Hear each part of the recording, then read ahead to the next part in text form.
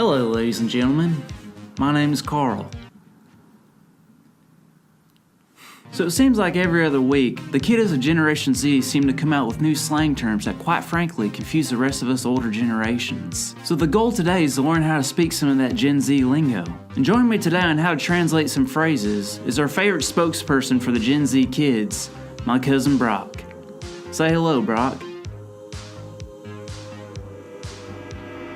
Brock, say hello. Sup? Alright, let's get started.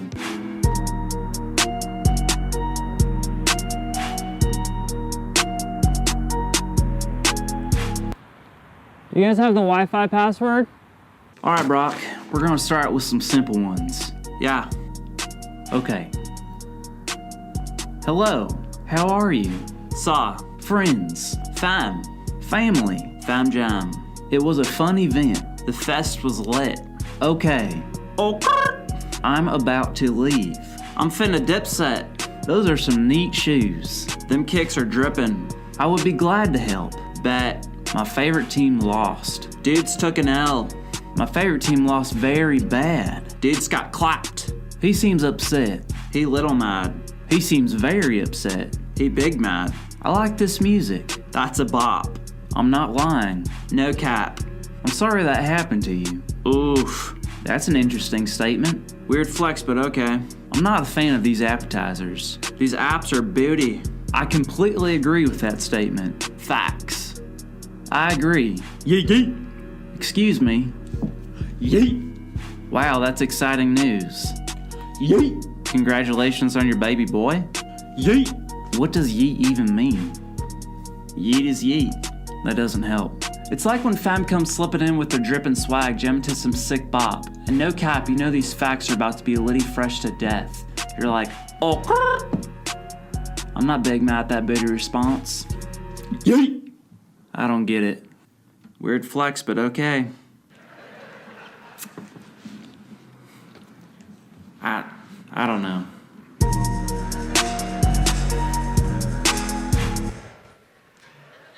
I certainly don't get it either, so you're not alone. Hey, Fox River, it's so good to be with you this morning. I want to give a special shout out to anybody that's online or at our campuses over in Waterford or Muskego. Especially Muskego, I got some great friends over there. That's where my family attended Fox River when we lived here in town. Just a little bit about myself. My name's Reid Norris. I am humbled to come in this morning and give you the message at the end of your series on family. Pastor Guy reached out to me and said, hey, you've got a unique background that I think fits this pretty well. We'd like to have you come out. I said, you realize I've never done that before, right? He said, it's okay. You'll be fine. So going on round 3, I might be okay now. So we'll see how it goes, right? But just to tell you a little bit about myself, obviously I'm a Christian, most important thing that I have going for me. Number 2, my family. I have one wife named Ginger. She's all I can handle, trust me. I have one son, he's 15, his name is Grady, and he is all that both of us can handle. So trust me, when I start to give you some of this information, understand that it's coming from a perspective of a parent. The reason that I have a unique background to bring today's message, I am actually an FBI agent. I've been in the FBI for 15 years now. We were stationed here in Milwaukee for 2 years. We moved away about a year ago to, we live in Annapolis, Maryland now, and I work at FBI headquarters again. So while I was here, I ran the violent crime squad in the Milwaukee office. So the normal stuff you see on TV, right? Bank robberies, kidnappings, all the traditional FBI cool guy stuff that goes on, right? Also inside of that violent crime program, we had the human trafficking program. We also had the crimes against children program. 2 of the hardest things that I've ever done in my entire life is looking at those kind of cases and some of the background that goes into that. So just one disclaimer real quick. This is not an FBI presentation. You'll never see on these slides the FBI seal or this is endorsed by the FBI. I'm speaking to you this morning as a member of Fox River, as a father who has an interesting perspective by some of the life experiences that I've been through. So hopefully I can get that across to you in that manner and move forward. So my wife and I were both in the military before I joined the FBI, and so we move around a lot. During one of those moves, we were loading up the truck. We had backed it in the garage, and my wife, Ginger, had gone out into the garage and said, oh, the trailer hitch is still on the back of the truck. I should probably take that off before somebody runs into it and hurts their shin pretty bad. So has anybody done that? They know how bad that hurts, right? Right? So she pulls it off. Meanwhile, I'm inside. I'm loading up my arms with way too much to carry at one time. I was a lot younger, a lot stronger, and possibly a lot lazier because I was trying to carry everything in like 1 or 2 loads instead of 5 or 10 loads. Nobody here has ever done that, I'm sure. But I go down the steps of the garage. I get to the back of the truck, and of course the tailgate's up, so I have to put it down. So rather than turn around and put my load down and open up the tailgate, I do the typical guy thing, right? I can hold all this and reach down and grab the tailgate, no problem. Well, it's kind of stuck on something. It just won't move, right? Okay, well, that would be a clue, right? Maybe I should put stuff down and see what it's stuck on. No, what do? I grab it and yank it harder, right? Right about then, I find out the hitch that Ginger had taken off, she had put on the bumper. So the tailgate was stuck on there.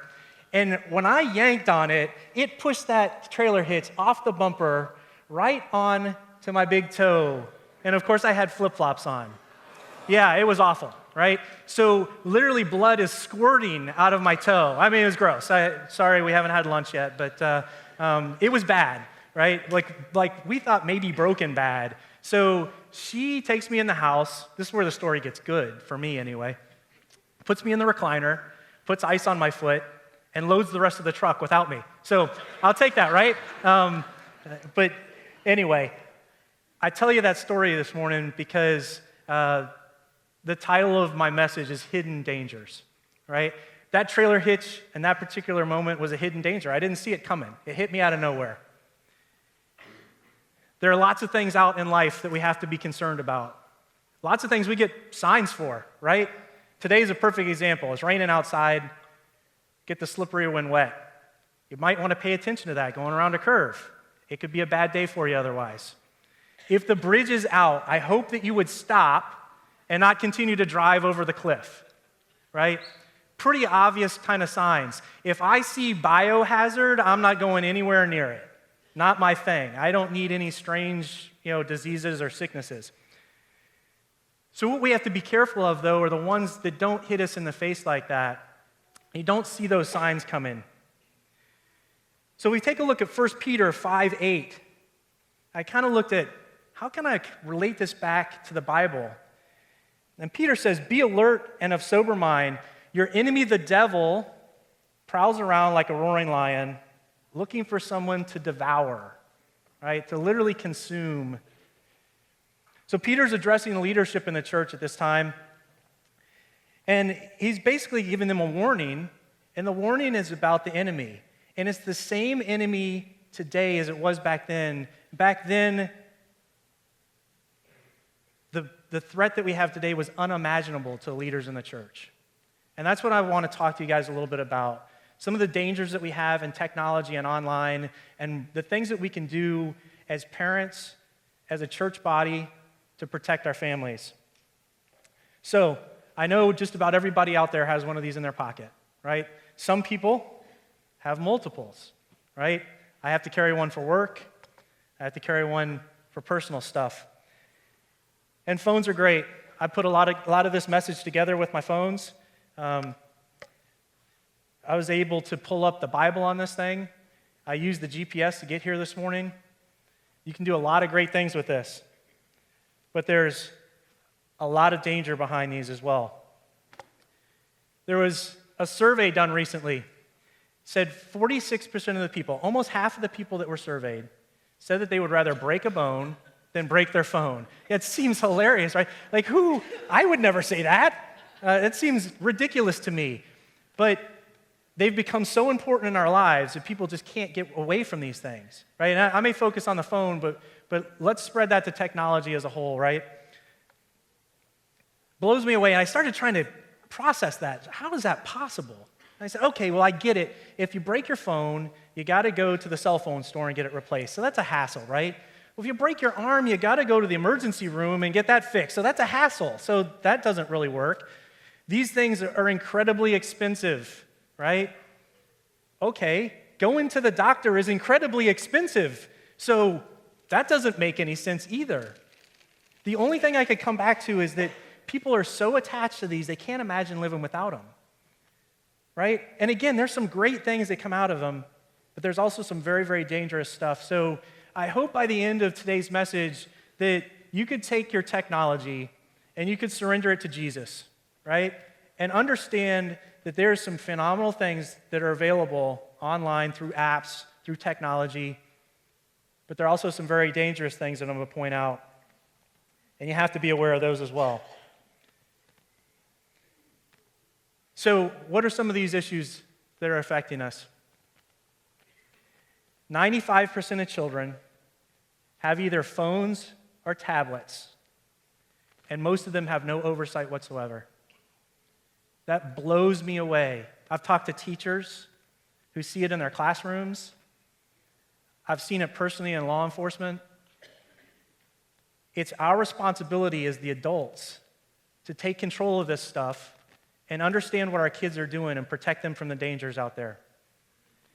My son is so excited to get a driver's license, right? Just as excited as I was to get a driver's license. He has to go through classwork, right? He has to go through driving with me in the car.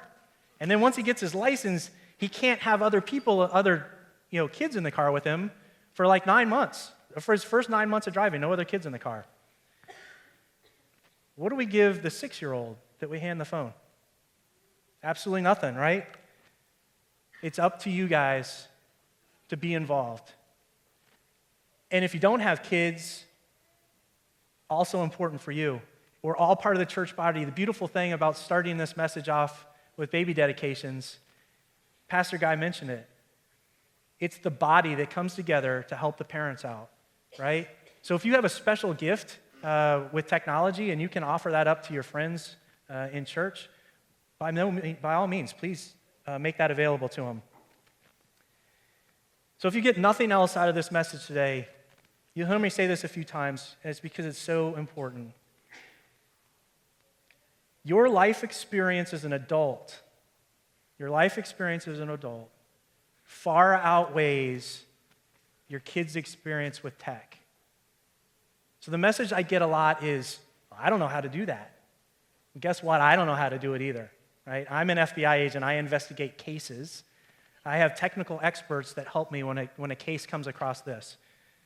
I also have Google as a parent, right? I just go in and go, what does this mean? Because my son said it, and I have no idea what he's talking about, right? And Google's like, you don't have to type that many words. So use the resources you have available, and I'll give you some of those as we go forward as well. So buckle your seatbelts because it's coming. So what are some of the troubles that we see out there? Here are some of the things that you can be aware of, right? And what I've realized is there's no possible way I can cover all this in a 30-minute message, right? So I'm going to hit some highlights, and I'm going to impress upon you the importance of your involvement with your kids and their technology.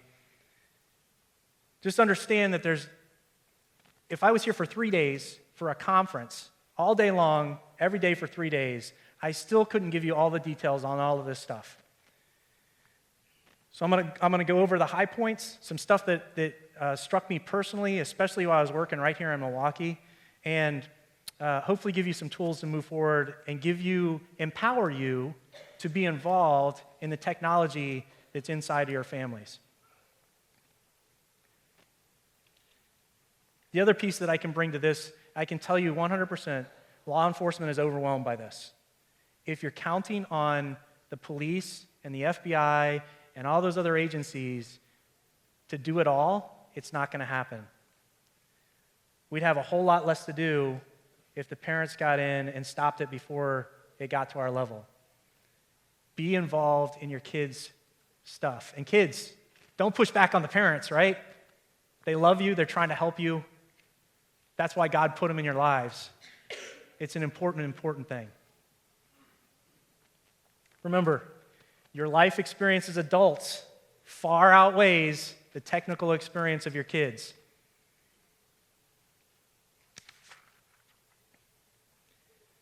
So let's talk about cyberbullying. I'll run through that pretty quick. When I was growing up, bullying was much more face-to-face, right? Hey, I'm the big guy, you're the little guy, I'm going to pick on you. Okay. Generally ended up in a fight behind the school, and most of the time, in my experience anyway, everybody ended up walking away kind of going, why'd we do that? That was kind of silly, right? And everybody became friends, and it all worked out. The problem is nowadays, it's not happening face-to-face. Kids are going home, they're getting their feelings hurt during school or on the weekend, and they're going home and they're taking it out on social media, through text messages, posting things about other people. What it comes down to is hurt people, right? Hurt people, hurt other people. It's just kind of what happens inside of us when we let that overtake what God's real goal for us is. So I'm upset that so-and-so's dating my girl. I go home, I write bad things about him to try and pull him down because I'm upset about it. Happens every day, and if you're not paying attention to what your kids are doing, then you don't know what's happening, whether they're receiving it or whether they're the ones sending it. Either way, it's impactful, and we have to combat it at the family level. One more thing that is prevalent nowadays is sexting. So we see this in mainstream media all the time. Oh, this video was released about so-and-so, right, their private life. Most of the time, not released by that individual. Sometimes they do, right? It's, hey, maybe I can get some attention if I do this. Sounds ridiculous, but that's kind of the world we live in. Most of the time, it's something that was transmitted to somebody else, they got their hands on it, and they sent it out to a bunch of other people. So that's kind of what sexting is. Obviously, we're talking about explicit photos. Kids taking their phones into the bathroom with them, into their rooms with the doors closed, right? Just not a good practice of how to use the tech.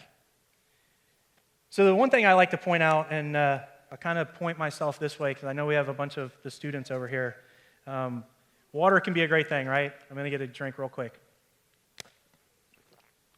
So the internet can be a great thing. There's all kinds of amazing material on the internet.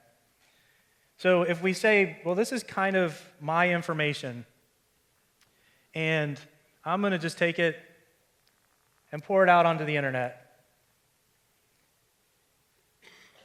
Think anybody can come up and get this water off the floor and put it back in this bottle? No. That's how the internet works. Once you put it out there, it's out there forever. It's not coming back. You have to be mindful about what you put out there, right? We see this happen far too often where kids will, they'll be in love, right? We're all in love with each other, high school, right? I know, I was there. I did it too, right? I had girlfriends and relationships, and I didn't find love until I met my wife. And I found real love when I met Jesus after I met my wife. But, so we'll do things that are abnormal because we're in love and we want this relationship and we want to be grown-ups. So if we want to be grown-ups, act like grown-ups. And don't send inappropriate stuff to people that shouldn't have it. Because they're not going to keep it to themselves. They're going to send it to other people, and it's going to hurt you. Okay? Let's talk about sextortion for a second. Maybe not quite as common a term to people. This talks more about coercion, right? A perfect example I can give for this. This case occurred right here in the Milwaukee office. I worked on this case with my folks. And this was a young lady who was an online gamer, right? Seems mundane enough. I'm playing games online, no big deal. Well, part of this game was to build a castle. And if you had the biggest castle, you were the most important person in the game. And you attacked other people's castles, and you could earn points and use your points to build your castle better and things like that. Well, all of a sudden, this girl gets a message from somebody she doesn't know. It says, hey, I see your castle's kind of small, and I'd like to give you some of my points so you can make your castle better. That sounds like a great deal, right? Like, if somebody came to me and said, we'd like to remodel your house for free, I would be like, absolutely, come on in, right? So that's all she did. Yes, I'd like to have your points so I can make my castle better. So they develop a relationship online. Eventually it becomes, hey, we're really getting close to one another. I consider you my girlfriend. Will you send me a picture of yourself? Just send me a picture of your face. I want to know what you look like, right? It's harmless enough. Send a picture of her face. Has no idea who this person is. That's called grooming. No different than back in the day when we were worried about the guy in the van with a candy, right? Hey, little girl, you want some candy? That's grooming. This went on and on. It became basically, hey, send me a picture of your whole body. I want to see what you look like. Hey, would you mind sending me these inappropriate pictures? It led up to the point where he's basically saying, hey, I have all these compromising pictures of you. If you don't continue to send me even more explicit photos, I'm going to send all these pictures to your friends and let them know how bad you are. So at this point, she finally figures out this is probably not a good thing. It goes to her mom. Her mom reports it to law enforcement. The good news in this story is we were able to catch the guy on the other end, and he went to jail. The bad news is those pictures were sent, and she has no idea where they went now. That's just something that she's going to have to live with the rest of her life. That's why you guys have to be engaged with your kids. Remember, your life experiences as adults and parents far outweigh any kind of technical experience that your kids might have. How about solicitation? Right? Solicitation is actually where someone targets an individual and goes after them. There's the latest Harvard study that came out said 13% of students have been solicited online. Right? Well, 13%, that sounds pretty good, right? So if I had 10 students stand up and then I had 8 or 9 of them sit down, you'd have a couple students left standing. Does that mean that those couple students are less important than all the other ones? I hope not. I hope as a body that we don't think that. I don't believe that as a law enforcement officer. So that number still bothers me. The good news behind some of that is a lot of that was mundane, classmates saying, hey, send me a picture of you in your bra, right? Not a good idea, students, right? I'm not endorsing that. But the ones that we really are super concerned about are the aggressive predators. So you take a look at the data behind that, and you're looking at 1 out of 25. So I could go through the same scenario, right? 25 students stand up, have 24 of them sit down. Do we discount that one student? What if that's your one student? Would that be okay? I hope not.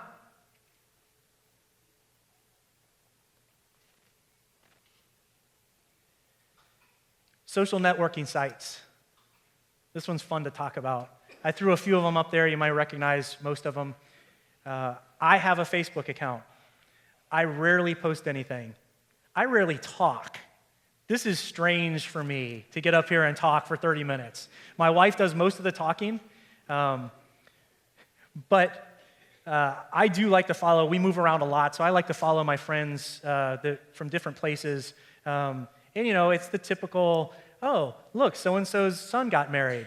Like, right? Okay, great. That's, my wife, on the other hand, she hates Facebook. She hates it. Deleted her Facebook profile. She maintains relationships by actually picking up the phone and talking to people and having a real relationship. So that's the one thing I warn you about social networking sites and online anywhere. If you don't have a personal relationship with the person on the other end, that means it's a person that you don't need to have an online relationship with. Right? Now, some of the things that we've talked about through here, while I was here in Milwaukee, we ran a board in our office. And on that board, we listed all of our cases. And that board basically prioritized which ones we could get to and which ones weren't going to be able to be gotten to at that point in time. We just didn't have enough people to investigate everything that was going on. And one of the absolute hardest things I've ever had to do in my life is look at that board and almost play God and decide, you know what? We can work half of these. So where do we draw the line? Which of these people aren't going to get our help because we don't have enough time? We don't have enough resources. I pray that you never have to go through that you never have to make a decision on whose life is more important than others, because it's one of the hardest things I've ever had to do in my entire life. People put too much information online. This next slide is a training slide that we've used. This is a profile that was made up specifically to do the training. And when you look into it, there's way too much personal information out there that's made public, right? You can see right away the city and state that this girl lives in and her age. You dive in a little bit further, you get her first name, her school name, her current grade, and once again, her age. So she lives in Tallahassee, Florida, which is kind of neat for me. My wife and I both went to Florida State. That's where we met. But it doesn't take a trained investigator to go on Google Maps and figure out where the school is and then know what grade she's in, take her photo and go sit out in the parking lot and wait for her to come out of school and see what car she gets into or what bus she gets on. I don't know about you guys, I don't want people having that much information about my son. So I absolutely would not let him put that much information online. Your life experiences outweigh their technical capabilities. Bottom line, you owe it to your kids to be involved in their technology and prevent them from making mistakes. This is no different than holding your 4-year-old's hand in a crowd. No different. I don't want them to get hurt, so I'm going to hold their hand and make sure they're right by my side. Online's tough, I get it. Again, I'm not an online expert. I'm not a technical expert. I run investigations. When I need help in an investigation that has to do with technology, I have professionals with years of training that I can go to that can give me assistance. You guys have resources at your fingertips online. You can Google it. I'll give you a couple of resources in just a second. The bottom line is communication is key. You have to communicate. There's a great quote out there that says, "You can do more than pray after you have prayed, but you cannot do more than pray until you have prayed." The most important communication you can have is up. Ask Jesus for help. Ask him to give you the strength. Ask him for the breakthrough, just like in the worship set. What's the breakthrough? What's going to break those chains? Right? What's going to make me no longer a slave to sin?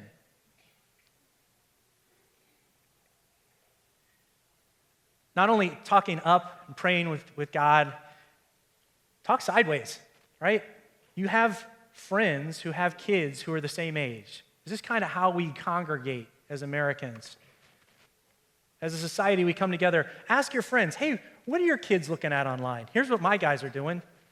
Oh, that's interesting. I haven't seen that one before. Maybe we should talk about what that means, right? And you also have to talk down.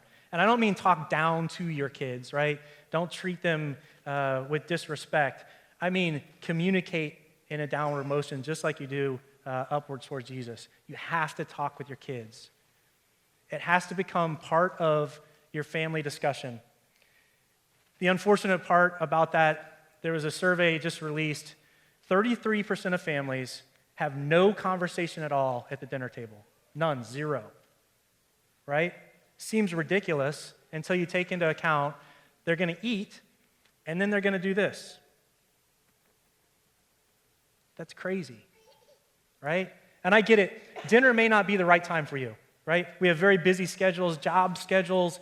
We have soccer and ice hockey and cheerleading and everything that's going on in life that keeps us busy. So maybe dinner's not the right time for you. You have to take time and set it aside to take care of your kids. That's what it comes down to. So here's some things. Let's see if you can translate some of these real quick. We'll run through them. And I highlighted 3 that I thought were pretty important. If they don't look familiar to you at all, you got some homework to do. So as we look at the translations, The reason I highlighted those P911, my parents are coming. Well, why is that important? What were they talking about? They're worried about you seeing, right? POS, parents over shoulder. Seriously? If you can't say it with me there, then you probably shouldn't be saying it. So let's minimize the dangers. Here's some practical steps we can take as I start to wrap up here. You got to talk to your kids. Spend time online with your kids, especially the younger ones, right? Get on there and show them how to do it correctly from the get-go, and they'll take that on with them as they get older. If you can, put your computer in a common area. My son built this really gee-whiz gaming computer. It's really, really awesome. There's nowhere in the house that it would be a good place for it to be. It's in his bedroom. The door stays open if he's on his computer. I can walk in at any time, see what he's doing, and make sure that it's going the right direction. You have to know your kids' passwords. I can log on to my son's Instagram account right now and post anything I want to, and everybody will think it's him because I have his log-on information. I can see anything that people send to him on his Instagram account, and that's where you need to be. There are parental controls built into a lot of this. If you Google it, you can figure out how to do it. It's not tough. If I can do it, you guys can do it also, or you can reach out to some friends for help. Again, teach responsible use. Start them at a very young age. As soon as they're on devices, teach them how to use them appropriately.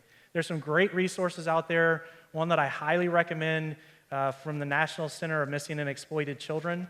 It's called NetSmarts, spelled with a Z.org. I think it's on a slide that's coming up in a few slides.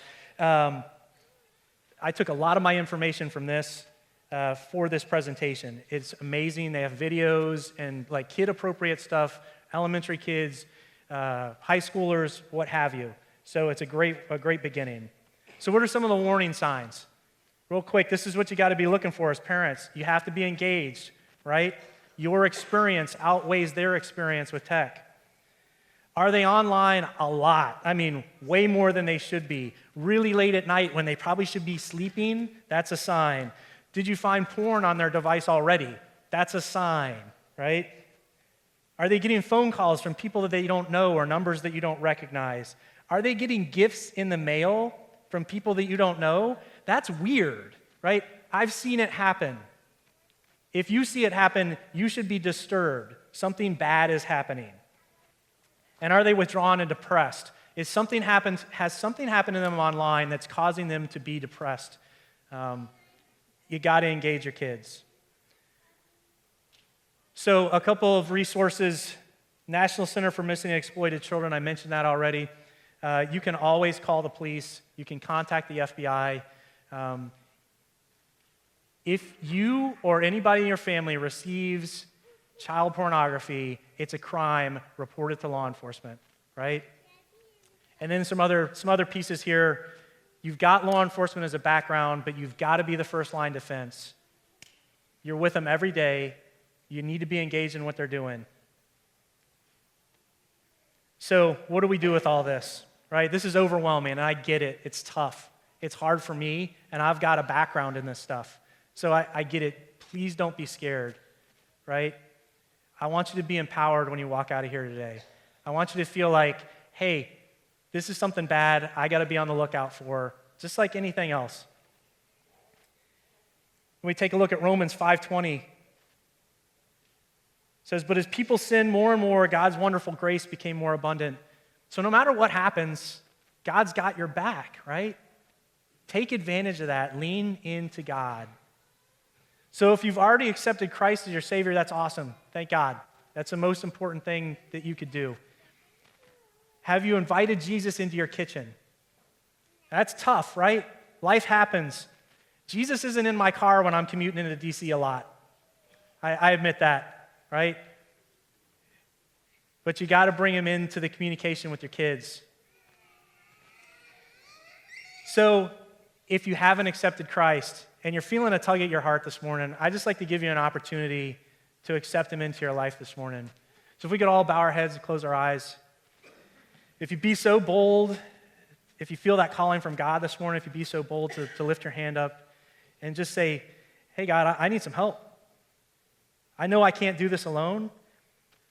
I know that I need you to lead me through this, and I know that you're the only way that I can make it through this life and get into heaven and have everlasting life. If you believe that in your heart today and you can lift up that prayer, I welcome you into the kingdom. For everybody else here, I just pray that this message opens up their eyes a little bit and allows them to open the dialogue with their kids. I pray that they understand that the life experiences that they have outweigh any kind of technical expertise that their children might have. And I pray that you would give them the strength to overcome that, Lord. I lift all this up in your Son's name. Amen. Amen. Amen. Hey, would you join me in saying thanks to Reid for coming out, being here with us? Okay. Yep.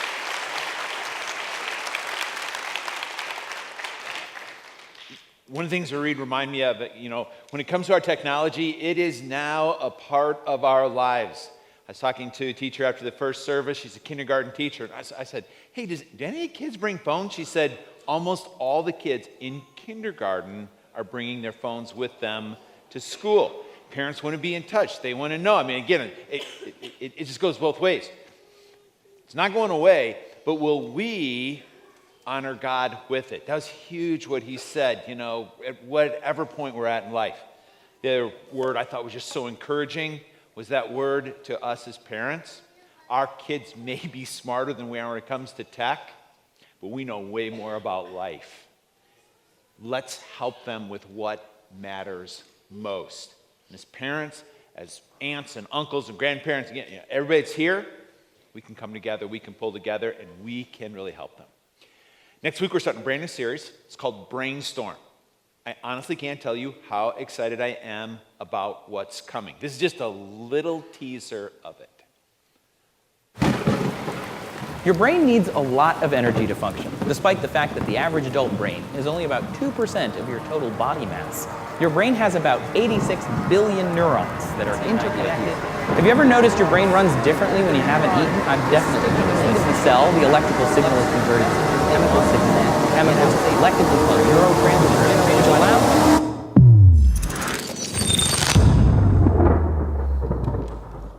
As you're inviting out a friend, a neighbor to join with you in this is going to be a perfect series for that. Put this in the back of your mind. Change your thinking, change your life. Change your thinking, there's power of change that goes with it. Reid's going to be out in Atrium if you've got any questions or just want to interact with him afterwards. If you're newer here, again, you're going to stop by the Welcome Center. If we can, pray for you. Our prayer team's going to be down front, but all you have to do is just remain in your seats because we're going to be looking out there. So whether it's a family, whether it's a personal need, we certainly want to be able to be and come alongside you for the things that you're going through. If we can further that conversation about Jesus. What does it mean to trust Jesus? Who is he? Things and conversations really can come to understanding. We would love to be able to be a part of that with you. Hey, God bless you, everybody. We'll see you next week. I hope your week is truly one that is special.